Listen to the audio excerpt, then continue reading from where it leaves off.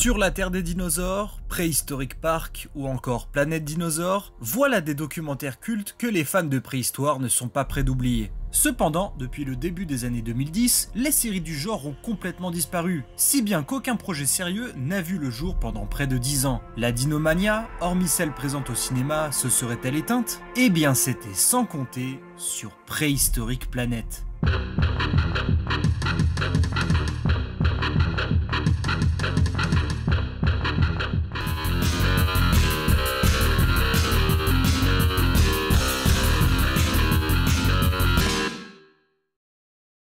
Bonjour tout le monde et bienvenue sur Dodo Review. Alors juste avant de parler du sujet de cette vidéo, je tenais à vous informer d'une nouvelle. La police de YouTube est de nouveau venue toquer à ma porte et il se trouve que la review de Sur la trace des dinosaures n'est de nouveau plus disponible. Peut-être que certains d'entre vous ont déjà vu l'info passer sur un de mes posts, et si c'était pas le cas, maintenant vous le savez, et la vidéo de secours appelée Sur la trace des dinosaures, la preview, est toujours disponible sur la chaîne. Bon, il est maintenant temps de se pencher sur un documentaire qui a beaucoup fait parler de lui récemment, il s'agit bien évidemment de Préhistoric Planet. Il s'agit donc de la vidéo spécialement dédiée aux 1000 abonnés, et je vous préviens, on parlera pour le moment que de la saison 1, déjà parce que sinon la vidéo sera trop longue, et ensuite, il se trouve que j'ai toujours pas vu la saison 2, donc ça va être un peu compliqué d'en parler. Voilà, sur ce, c'est parti.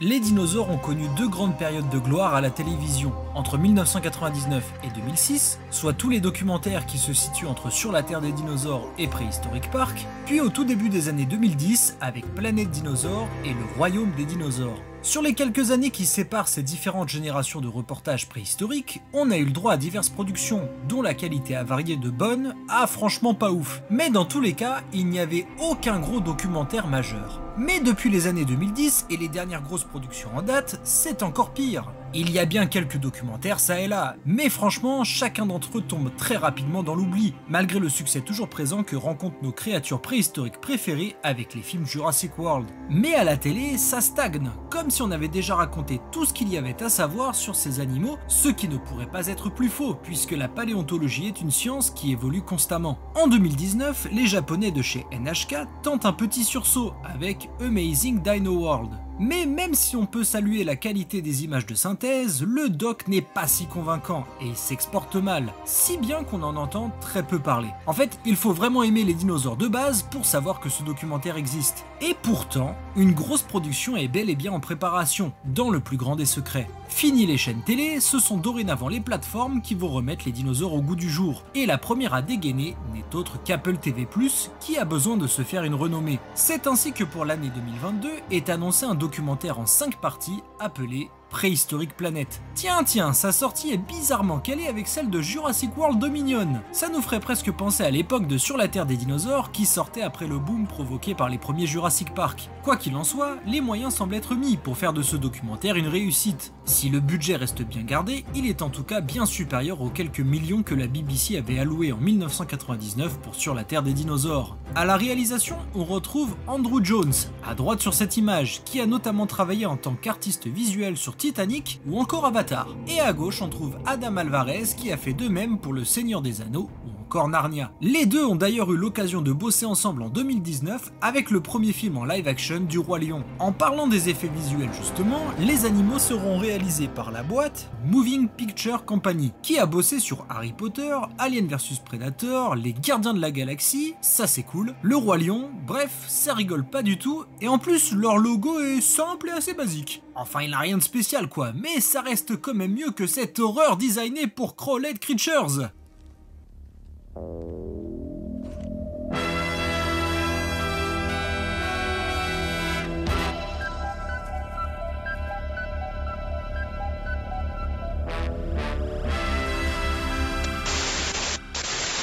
Côté producteur exécutif, on trouve une personnalité bien connue, en la personne de Jon Favreau. Oui, c'est bien lui qui prend le rôle de Happy dans les films Iron Man et qui s'est méchamment fait corriger par Natasha Romanoff.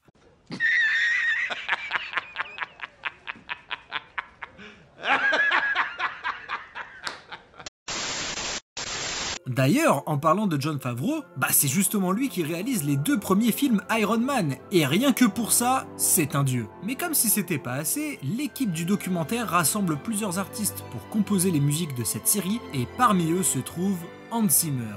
Bon, alors pour ceux qui viendraient éventuellement de la planète Mars ou de la planète Namek, je vais vous rappeler rapidement qui est Hans Zimmer, et voici quelques-unes de ses compositions mythiques.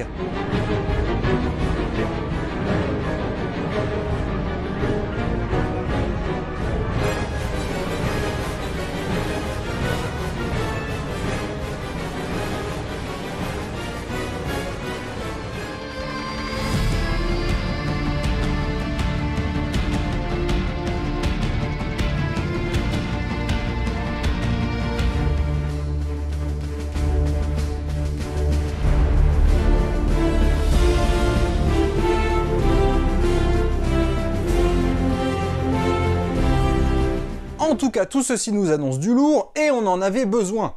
Mais de quoi ça nous parle tout ça? Préhistorique Planet prend part à la toute fin de l'ère des dinosaures, il y a 66 millions d'années, et aura pour but de nous faire découvrir une belle partie des créatures de cette époque. Le premier épisode nous emmène sur les environnements côtiers de la planète, pour découvrir comment vivaient certains ptérosaures et reptiles marins, sans oublier le T-Rex, qui rôde sur les plages américaines. Non mais sérieux, on voit un T-Rex dès les premières secondes. Mais dites-le nous, vous faites ça pour la thune, soyez pas faux cul. L'épisode 2 nous fait traverser un environnement beaucoup moins sympa, les déserts. Et pourtant, des animaux de toutes sortes trouvaient le moyen de survivre, allant de petits lézards chasseurs de mouches aux légendaires tarbosaures. Le troisième épisode nous montre la vie près des eaux douces. Là-bas, on y retrouve des T-Rex et des Vélociraptors. Non mais attends, on les a pas déjà vus dans les épisodes précédents ces deux-là? Mais vous vous moquez de nous, vous le faites exprès. Bah ouais, logique. L'avant-dernier épisode nous repousse vers des contrées plus hostiles, vers les mondes gelés. Que ce soit par le vol ou par la chasse, chaque dinosaure a sa technique pour survivre sur ces territoires enneigés. Enfin, l'épisode final nous emmène dans les différentes forêts de la fin du Crétacé pour découvrir comment tous ces animaux, dinosaures ou ptérosaures, y vivaient. Que ce soit en picorant des bébés dinos à l'apéro ou en volant du miel aux abeilles la nuit.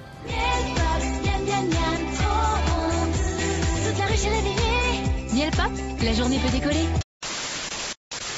On va maintenant voir si c'était si bien que ça. Et on commence bien évidemment par les points positifs. Je pense que suffisamment de gens l'ont déjà dit, mais on est obligé de saluer la qualité des effets spéciaux qui sont vraiment impeccables. C'est simple, ce sont probablement les meilleurs jamais réalisés pour un documentaire du genre. On peut déjà citer les raptors. Alors, ce ne sont pas les premiers de l'histoire à recevoir des plumes, mais que ce soit au niveau de la tête ou des bras, on est peut-être sur de la perfection. D'ailleurs, mes coups de cœur vont à l'Atrociraptor, que je trouve super badass, on dirait vraiment un rapace terrestre, et aussi au Droméosaure arctique, dont j'adore les couleurs. Pareil pour les autres dinosaures emplumés. Non mais sérieux, regardez-moi ce fils de poulet, il est trop classe. D'ailleurs, même si beaucoup ont adoré le design du T-Rex, j'ai plutôt retenu celui de son cousin, le Tarbosaure, que je trouve particulièrement majestueux. Après, je pense que les plans qui vont avec, comme la scène où tous les herbivores s'écartent pour le laisser boire, tel le roi qu'il est, doivent jouer aussi. Mais je suis très content qu'il l'ait mis à l'honneur, car perso, j'ai toujours adoré ce dinosaure. Enfin,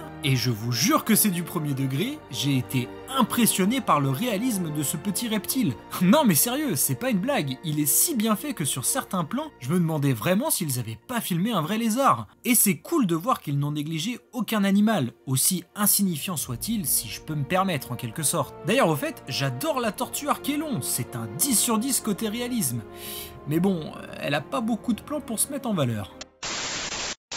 Côté paysage, on est également sur du lourd. La scène des T-Rex sur la plage est vraiment apaisante et paisible, et on profite de la vie offerte par cette superbe plage. Certains plans dans les déserts sont dingues, et les plans sous-marins sont pas mal aussi, car globalement depuis la série Walking With, il y a très peu de documentaires qui offrent des plans réalistes et réellement filmés en mer. Bien souvent c'est juste recréé par ordinateur. Mais là c'est vraiment pas mal, et mention spéciale à la scène avec les ammonites en pleine nuit. Ensuite, la grande force de ce documentaire, c'est tout simplement de nous montrer que les dinosaures étaient de simples animaux, et ici, le principe est poussé jusqu'au bout. Ainsi, vous ne verrez pas de T-Rex tuer tout ce qui bouge. À la place, on a un papa poule qui se promène tranquille sur la plage avec ses gosses. Enfin, je dis papa, mais c'est peut-être la mère, je sais plus trop. Pareil pour le mosasaure, ce gros reptile est souvent représenté comme le plus terrible prédateur de son temps, et à juste titre. D'ailleurs, dans Amazing Dino World, que j'ai cité précédemment, il attaque carrément des T-Rex adultes sur la plage. Mais rien de tel ici. À la place, ce pépère se fait brosser les dents par les poiscailles du coin. Pareil pour le Therizinosaure. Pas de duel avec le Tarbosaure comme on en a l'habitude.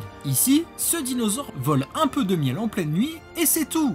et en plus il a des plumes. Enfin, vous en avez marre de voir des Triceratops se mener une guerre infinie contre le T-Rex? Avec Préhistorique Planet, tout est cool, et on voit simplement nos cornus préférés explorer des cavernes et bouffer de l'argile entre potes. Et si vous êtes un fan du célèbre Carnator, assoiffé de chair dans Dinosaures de Disney, eh bah oubliez tout ce que vous saviez de lui dans ce documentaire. Non mais sérieux mon poulet, tu nous fais quoi là? Et dernier point important, le documentaire est vraiment à la pointe de la science. Alors certes, certains animaux sont peut-être placés un peu tard à l'échelle du temps, mais ce n'est pas si grave et on peut trouver des circonstances atténuantes. En tout cas, on n'est pas sur de l'Utahraptor en Europe dans Sur la Terre des dinosaures, ou sur du Carcharodontosaure en Amérique du Sud et 15 millions d'années trop tard dans La planète des dinosaures. De plus, même si j'ai blagué sur certaines têtes d'affiche un peu plus tôt, la série nous présente des animaux peu connus et aux caractéristiques parfois surprenantes, comme chez les grands sauropodes. Et en parlant d'animaux pas connus, vous saviez ce que c'était qu'un Phosphatodraco? Ou un Paludititan, vous? En tout cas, c'était pas mon cas, et ça fait du bien de voir certains dinosaures récemment décrits, comme le Deinocheirus, qui a longtemps demeuré un mystère pour les paléontologues. Bon, si on résume tout ça, Préhistorique Planet, c'est beau, c'est cool, c'est à la pointe de la science, et ça a super bien marché. Mais bon, soyons honnêtes 2 secondes, on se ferait pas un peu chier quand même? Alors, j'ai conscience que ce que je vais dire ne va pas plaire à grand monde, voire quasiment à personne. Mais il y a peut-être un constat à tenir. Préhistorique Planet a beau avoir toutes les qualités du monde, c'est plat. Il ne se passe rien. Alors attention, bien sûr que le documentaire se veut assez réaliste dans le comportement des animaux, et on veut vraiment montrer tout l'opposé de ce que la saga Jurassique a proposé, et c'est tout à leur honneur de faire ça. Mais ça n'empêche pas de rendre les choses un peu dynamiques parfois. Prenez Sur la Terre des dinosaures, le documentaire avait ce même objectif. Mais il y avait un semblant de scénario à chaque épisode, et des scènes très fortes qui nous montraient toute la brutalité de la nature parfois. Je pense à la chasse aux petits diplodocus dans la forêt, au combat des taurosaures, à la mort de la mère T-Rex, ou encore à cette scène, bordel. Mais qui aurait pu deviner ça? Il suffit de la voir une fois pour que ça reste gravé dans notre mémoire à jamais. Dans Préhistorique Planet, rien de tout ça. Tout est lisse en fait, il n'y a pas vraiment de violence, et même quand il y en a, ce sont que des morts prévisibles ou filmés de plus loin, pour moins choquer les gens, si bien que la minute d'après, on l'a déjà oublié. Et puis, je vous parle de scènes violentes, mais évidemment que les grandes séquences ne se limitent pas à ça. Prenons le prisme opposé. Dans Sur la Terre des dinosaures, on a de grandes et majestueuses scènes, avec de la musique de fond qui tabasse pour rendre le tout grandiose, mais tout en gardant les animaux normaux dans leur attitude. Et c'est ça qui était fort. Je pense à l'arrivée des platéosaures, au vol de l'Ornithocheirus, ou encore au troupeau de diplodocus à la fin du 2e épisode. Et bah dans Préhistorique Planet, c'est un peu le néant, je suis désolé. Alors oui, il y a de beaux plans, c'est indéniable, mais c'est plus ou moins les mêmes et j'ai parfois le sentiment que c'est un peu forcé. C'est juste pour dire, hey, t'as vu mon dino, comme il est balèze? Hey, regarde comme il est bien fait. T'as bien vu comment il est bien fait? Et c'est tout quoi, il n'y a pas vraiment de mise en scène frappante. Et pour ce qui est des surprises, allez, disons que le mosasaure qui se fait prendre à revers par un concurrent, ça m'a pris de court sur le moment. Mais au final, il s'en débarrasse facilement et il retourne sur son rocher tranquille. Alors pareil, je parlais de scénario, là, on va juste d'un point A à un point B toutes les 5 minutes, sans réelle logique. Et pourtant, il y a d'autres documentaires animaliers qui suivent la même construction d'épisodes, comme Notre Planète sur Netflix. Mais chaque épisode tient un véritable propos. On veut nous faire passer un message, sans jamais trop en faire, et il y a des séquences fortes, suivies d'une vraie conclusion. Et le tout fait que la série reste gravée dans les têtes. Et puis le narrateur français, c'est la voix d'Optimus Prime, alors côté badass, on peut pas faire mieux. Et cela nous amène à un autre problème de Préhistorique Planet, la narration. Bon, alors pour ce qui est de la VO, il n'y a pas grand chose à dire, puisque c'est l'écrivain et naturaliste Sir David Attenborough qui s'y colle. D'ailleurs, si vous ne le saviez pas, c'est le frère de Richard Attenborough, aka John Hammond. Alors, c'est pas nécessairement mon narrateur préféré chez les Anglais, mais il fait son taf. Il a une voix calme et bien posée, et puis là-bas, il est très connu, et c'est un habitué du genre. Donc c'était un choix facile et même assez logique. Voici d'ailleurs un extrait. But like everyone else, the hunter is here just for water. Bon, le vrai problème, c'est la voix française incarnée par Guy Perrault. Désolé mon vieux. D'ailleurs, je précise que j'ai trouvé beaucoup de Guy Perrault, alors j'espère que c'est la bonne photo que je vous montre. Quoi qu'il en soit, le plus gros problème que j'ai avec cette voix off, c'est que le comédien essaye vraiment d'imiter l'intonation et les mimiques de David Attenborough, au lieu de s'approprier le documentaire. Regardez André Dussolier, son timbre de voix est très différent du doubleur anglais de Sur la Terre des dinosaures, et ça marche super bien comme ça. Alors que là, c'est pas du tout le cas, si bien que ça fait assez bizarre à entendre. Alors je voulais vous montrer des exemples concrets, mais la police de YouTube n'attend que ça de ma part, alors je me contenterai de vous mettre uniquement ce petit extrait. C'est un jeune T-Rex. À son âge, il a encore la peau couverte de plumes. Je sais pas si vous avez réussi à vous imaginer le truc sur un épisode entier, mais en tout cas, son timbre de voix ne change jamais, même dans les séquences plus sérieuses. Si bien que l'immersion en VF, c'est pas top top. Désolé mon Guy, au moins t'as essayé. Enfin, dernier gros point que je n'ai pas aimé, et c'est une première sur Dodo Review, il s'agit des musiques. Alors, soyons clairs. Elles sont pas mauvaises, il y a de bonnes petites musiques de fond et celle d'intro est pas mal. Mais franchement, quand je vois la liste d'artistes qui les ont composées, et surtout Hans Zimmer, punaise, bah je m'attendais à un truc de fou, à la hauteur d'un Sur la Terre des dinosaures ou Préhistorique Park au moins, je vous jure. Je connais par cœur n'importe quel air de n'importe quelle musique de ces deux documentaires, alors que là franchement, c'est le néant. Bon, alors évidemment je parle de documentaires bien connus et je peux pas trop comparer parce que Préhistorique Planet, je l'ai vu que 2 fois, dont une spécialement pour cette review. Mais je vous jure que pour certains documentaires beaucoup moins connus que ça, j'arrive à me souvenir de certaines musiques. Alors que là, quand je me suis mis devant l'ordinateur pour mettre les sons, j'avais aucune idée de quoi faire. Cependant, je me doute qu'elles ont plu à beaucoup de personnes, donc je vous laisse quand même quelques morceaux.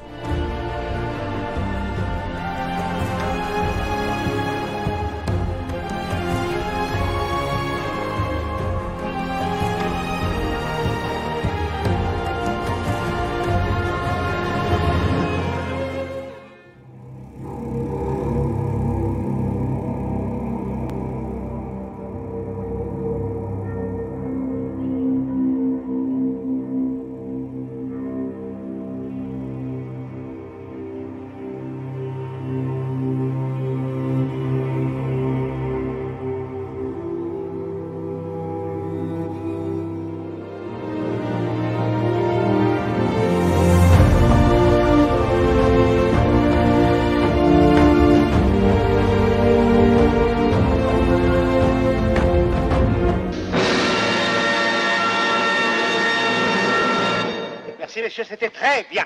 C'était très bien. Non, c'est moi.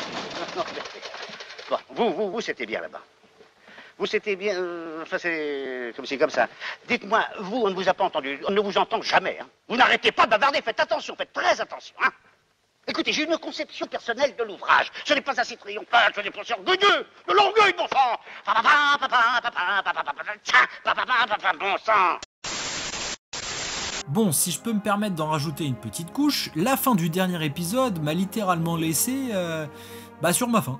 Il n'y a pas de conclusion en fait. Alors ok, cool, il y a un ptérosaure qui s'envole vers le coucher du soleil. Mais si tu sais pas que c'est le dernier épisode, ça se cut juste comme ça, comme tous les autres épisodes. Avec David Attenborough qui te dit « Hey, rendez-vous sur la page officielle de Préhistorique Planet pour plus d'infos sur les dinosaures !» Et c'est le générique de fin. Ok, super. Bon, alors je sais bien qu'il y a une saison 2 qui est sortie depuis, mais ils auraient quand même pu nous teaser quelque chose à la fin, je sais pas. Quoi qu'il en soit, Préhistorique Planet va tout de même demeurer à jamais l'un des documentaires les plus importants dans toute l'histoire de la sphère paléomédia. Qu'on l'adule ou qu'on le trouve un peu surcoté, il est indéniable qu'il a relancé la locomotive des grosses productions sur la préhistoire, avec en prime une qualité visuelle encore jamais vue. Non seulement il y a déjà une saison 2 qui est sortie, et ce n'est peut-être qu'un début, mais depuis, que ce soit chez Netflix ou la BBC maintenant, on est sur le pied de guerre pour tenter de faire au moins aussi bien. Et même si j'en attendais personnellement plus de Préhistorique Planet, je comprends tout à fait celles et ceux qui l'ont adulé, et il restera à jamais le moteur de cette nouvelle vague de médias sur les dinosaures. Et rien que pour ça, on peut lui dire un grand merci. Pour ce qui est des notes, je donne un 7 sur 10 à Préhistorique Planet en tant que série. Le documentaire ne m'a pas fait vibrer, mais il offre tout de même du contenu de qualité. Quant à la note scientifique, c'est clairement la meilleure de tout ce qu'on a vu jusqu'à présent. Et les passionnés de science pure et dure seront certainement ravis. Ce sera donc un 9 sur 10 pour Préhistorique Planet. Et voilà, c'est tout ce que j'avais à dire sur Préhistorique Planet saison 1. Alors on parlera de la saison 2 dans le courant de l'année. Faut juste que je me dépêche de la voir. En attendant, on se retrouve la semaine prochaine pour la review de Sur la Terre des Géants. Et oui, ce sera déjà la dernière de la série Sur la Terre des... Ça passe vite. Et écoutez, j'espère que ça vous plaira. On se retrouve très bientôt. Ciao.